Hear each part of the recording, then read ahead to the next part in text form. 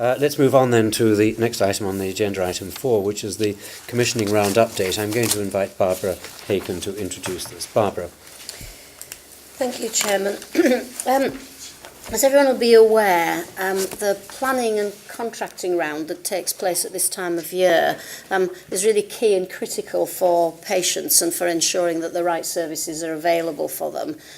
I tend to see commissioning as, in its simplest form, as three broad parcels of activity: planning, agreeing and monitoring. And actually, this particular time of year is the time when we focus really on the planning. The micro-planning of services, working with patients and stakeholders and other communities to understand the shape of services, the clinical quality of services, making services sensitive to patients' needs, goes on throughout the year. But at this time of the year, we bring together the macro planning to identify just exactly how much capacity in terms of staff or beds or equipment that the NHS needs to deliver services for patients, and to agree between commissioners and providers the contracts which will underpin that. And this process is therefore vital for our providers, because they need to understand from that what they need to put in place so that they can have the capacity to deliver the services for patients. It's vital for us as commissioners because it needs to give us confidence that we know that the things that are important for patients will be delivered. So, for example, it's important to us that we're able to plan for the number of outpatients that are needed to serve patients' needs, the number of patients who are likely to turn up in our A&E department, as Simon's just described, and make the number of patients who will need planned surgical operations, and ensure that our plans with the hospitals cover, so make sure that there's sufficient activity within those plans so that our patients can be treated in a timely manner and we won't slip behind on those really important targets that have been set for us, targets set because we know that one of the things that patients have always found the most difficult from the health service was when they had to wait either for a diagnosis or to be treated. So that planning part is really important. Of course, the agreeing part comes in here because it's where the contracting happens, and if we get the plans right, it sets us the basis for monitoring for the future.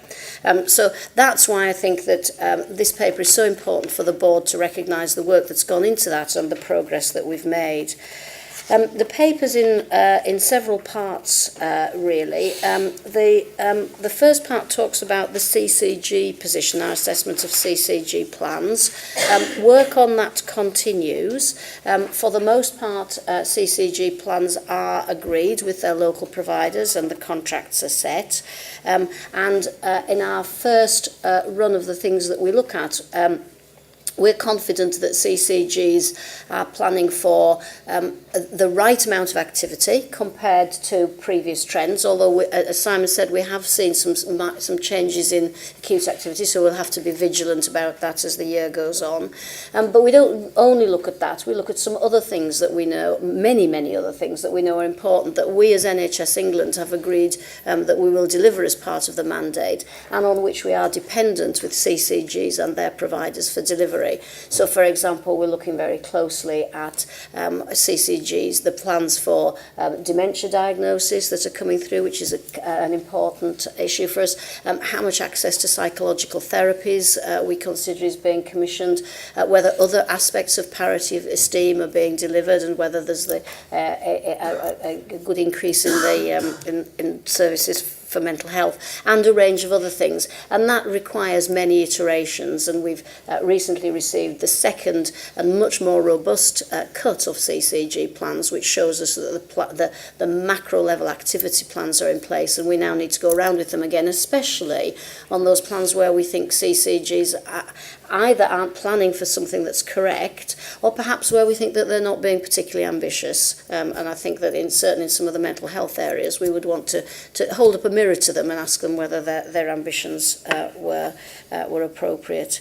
The next part of the paper describes what Simon's already described, which is the putting in place of the additional monies to support both winter pressures and elective activities. It describes for the board how we've strengthened what were once known as the urgent care working groups, because it appeared evident that they needed to look at not only resilience for urgent care, but resilience around elective care. So for the board to note, please, the change of name, and not only the new monies that Simon mentioned, but also the guidance that we're putting in place for the system resilience groups to support them in the very, very important job where they will have to do as we move into the winter, in making sure that on their local patch everything is being done to make sure that patients, whether they need urgent care or whether they need planned care, can be treated quickly and efficiently. The next section of the paper goes on to describe what's happening in specialised commissioning, which we all know has been extremely difficult, and I think that in this next year we will still be struggling on the back of many of the issues that came into play in our first year, problems with budgets, problems with activity. The paper describes a turnaround team that we've put in place. I asked Paul Watson to take on responsibility for a turnaround team to improve where we were. As you see, the paper shows that at one stage we were showing an £800 million problem in specialised commissioning. Simon ensured that that turnaround team was properly resourced and brought together. One of the issues for specialised was that it had been somewhat the people working it split across the organisation, and bringing extra resource into that team, senior high-level resource, and coordinating better has made a huge difference to our ability to operate. But I would really like to say a special thanks to Paul and also the others who have come into that turnaround team. Paul, who has managed to do this as well as his regional director's job, but many of the others who have had to be seconded from important jobs they were doing, and the people who've had to backfill around them. So thank you to all of that. You will see from the table that we now largely got a balanced plan for specialised commissioning. The table in 20 was a position at the time the paper was written, and we now have resolved the issues around the deficit plan in London of its 65 million. However, I would really like to bring the board's attention to the risks in some of these plans. This will still be very, very difficult and very challenging, and our area team directors who are responsible for ensuring this happens will need to work very hard and be very vigilant. And there are some risks which are out with their control. So again, the table does identify some of the big risks that we will have to watch in specialised, as we watch risks across all the areas for which we're responsible. One thing that I may mention is that you will see in terms of the contracts for specialised commissioning that we have, for the most part, signed off all the contracts. We have hundreds of contracts for specialised commissioning. The vast majority are resolved. A very small number, there's a problem of either hundreds of thousands or in and around 1 million. But with one trust, we have a problem of 75 million, still a difficulty of a 75 million gap between ourselves and the trust on that contract, which will need to be resolved. And then the final section I won't dwell on because Simon has done the Better Care Fund. The details are in the paper. My role is a cross-government one as the SRO for this. Again, there is a great deal of work to be done on this. I think the Better Care Fund presents an enormous opportunity to do things differently. A huge chance for health and social care, particularly out of hospital health care, to work together to do things differently, to make sure that patients who don't need to be in hospital don't have to be and can be looked at home. But I do think that the programme itself needs very, very swiftly some rigorous programme governance arrangements and programme management arrangements put in place. And I think we need to go out to the service, whether it's local authorities through CCGs, through their health and wellbeing boards, and look for much more rigour in their plans, exactly what they intend to do, how this money is spent, and where is the evidence that what they're going to do is going to improve services for patients and also reduce the pressures on both social care long term and certainly our acute trust. So I think there's a lot to do there. Thank you very much, Barbara. Let me invite questions or comments from colleagues around the table. Myra. I'm probably not the only person trying to guess which hospital that is. So is it University College Hospital in London? And could you say a little bit more about how likely that is to get resolved? It's a significant outlier, shall we say.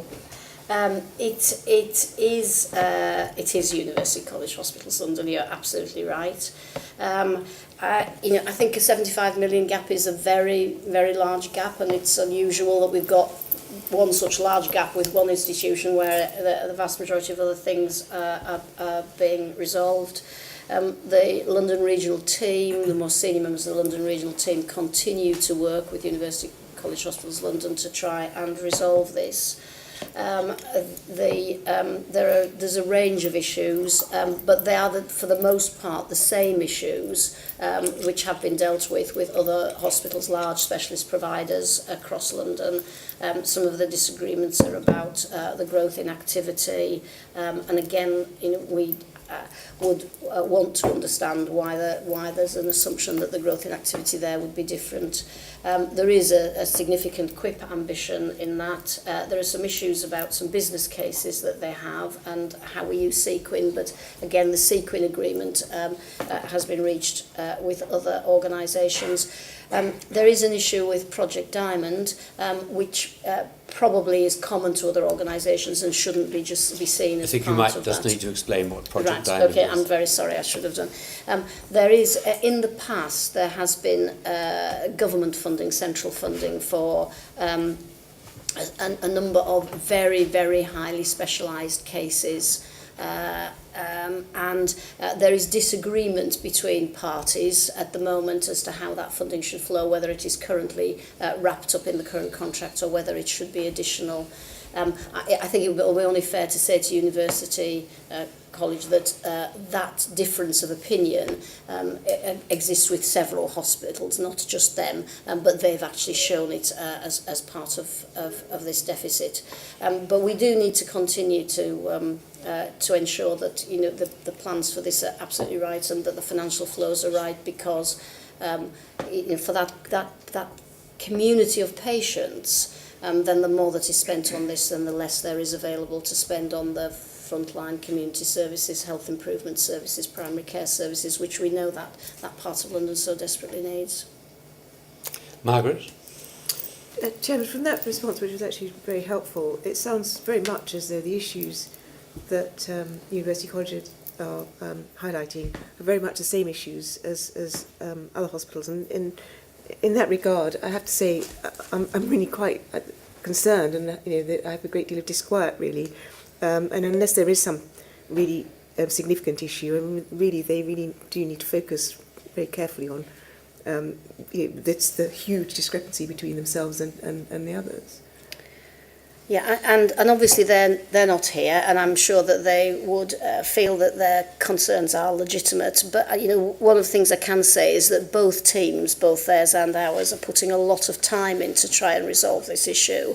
But it is a big, as you're absolutely right, we need to be concerned about this, because it just dwarfs everything else that is left to resolve. I should add that the chairman of UCH has written to me and set out the various items which they see still as remaining unresolved and the reasons for them. But I think given the concern that's being expressed around the board, we need to urge the executive team here to make all progress to closing these negotiations. I think it's disquieting that there should be 75 million outlier when, as I understand it, the nearest other is in hundreds of thousands of pounds. I think it's slightly over $1 million in fairness, but it is that sort of order. So can you just help us? What happens if this continues to remain unresolved? In the past, there have been contracts which have been unresolved for quite a few months through the year, and this is probably one of them, which has been in the past has been unresolved through the year. There are two. How each component is dealt with is slightly different. To some extent, the activity, whilst we want to get the plans right, we will have to pay for activity if the patients need to be treated. So that resolves. Some of the things which are outside that part is called payment by results. So when we pay for activity that has happened in hospital, that's called payment by results. Some of the other areas which are outside that, then we would need to move to, if we can't resolve it, we would move through an arbitration process. Okay. Just check then. Victor? Sorry, it's just a curious. If the negotiations continue, we're paying for the activity anyway. I mean, obviously we don't want to carry the negotiations here, but it would appear that if this goes on, we're effectively paying the 75 million. Or, is that right? Or have I misunderstood something? It isn't. Fundamental. We don't have a situation with hospitals. When we agree plans, we're agreeing broad plans, and it's really important to get that as near right as possible, because a lot falls out of that. But the payment by results system does mean that as commissioners, patients who are referred and need to be treated, we make the payment. If we've got the plans wrong, we'll pay extra at the end of the year. This is why, particularly with these very high cost services, this is why it's such a risk to us as a specialised commissioner, because in the final analysis we have to pay for the patients who are treated. So no, we're not paying for something we wouldn't otherwise have paid for. But that is not to say that there are some agreements in the margins of that which could affect exactly how that activity is understood. Okay. Okay. Kieran? A broader question, assuming that gets resolved, we're broadly in balance, lots of plans in place. Is it all doable, or is it all things have to be perfect in all places at all times? I would say, having been in the NHS for a lot of years, and I've turned to Paul as well, that this has been the most difficult year. Probably somebody will say we say that every year, but no, that I would put my hand on my heart and say this is the most difficult year that we've faced in terms of balancing the plans. I am particularly concerned about the specialised commissioning plans. I think even more so than the CCG plans, I'm particularly concerned about specialised commissioning. Because I do think that some of the risks in there, if some of the risks are very significant indeed. There is some, the QIP ambition for specialised is considerable, and there are still some other things that need to go on in discussions with CCGs and hospitals to resolve issues. I think that what I would feel, and I say Paul will want to add to this, I'm sure, is that on balance, we have upsides and downsides across. I think there will be CCGs in particular whose plans, their surplus increases, their risks aren't quite as great as they thought. There will be CCGs whose risks end up greater than they thought, and the same will happen to different areas of the country for specialised and some of our other direct commissioning. So I think that we feel as an executive team that taking these plans as a whole and the upsides and the downsides of risks, it is doable, yes. And that is something to which we'll return in the next Sorry, paper. yes. Other... Right. Can we thank you for that? Could I actually just ask one question, which is around Cancer Drugs Fund? Because you mentioned in the paper there's a new approach to it being developed, and here's another potential area of risk for us. Could you say a few more words about that? Yes, there is no doubt that the Cancer Drugs Fund represents a significant risk to us because there are more drugs becoming available that could potentially benefit patients. Some of the drugs are now looking as if they're not as useful as we first thought that they might be. But there is significant risk in the Cancer Drugs Fund, and we're working with a variety of stakeholders to identify how we can mitigate that risk. Okay, well, thank you, Barbara. I think we received the report. We note the exposure to risk across all of the areas that you've identified here. We will, as a board, I think, want to watch this very carefully, but perhaps we could wrap that up into the next paper that's coming from Paul around the budget and the planning for the coming year, and urge the executive team to work closely with University College Hospital in resolving that very significant outlier. Good.